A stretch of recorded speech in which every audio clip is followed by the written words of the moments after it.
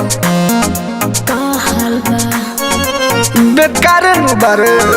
Hello hello का रे का हाल बा जानू का हाल बा करता बड़ी मन ना होता बड़ी दात कहिया ले आईबी लगौले बनिया ससुरा में जाके बिगड़ल चलबा।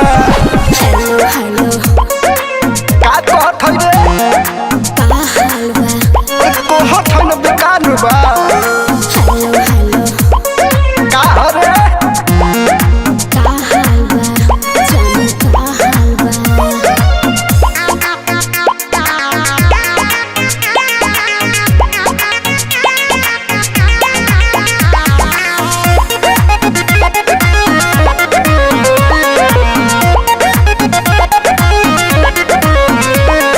जब तक रहली तू नाई हर में भइल ना कुछ के कमी। सब कोई जान गइल हमर तोहरा बारे में शादी को दिहल सुममी जब तक ले रहली तू नाई हर में भइल ना कुछ के कमी। सब कोई जान गइल हमरा तोहरा बारे में शादी को दिहल सुममी जहिया ले गइली भइल बवाल बा। हेलो हेलो का रे का होता अरे का कही मन नहीं थे लागल।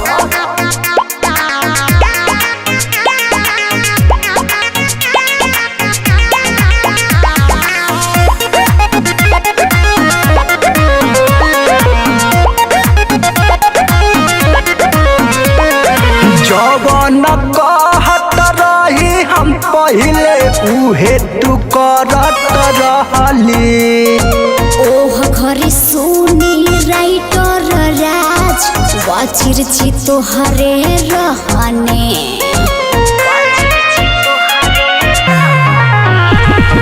जवन कहत रही हम पहिले उहे तू करत रहली।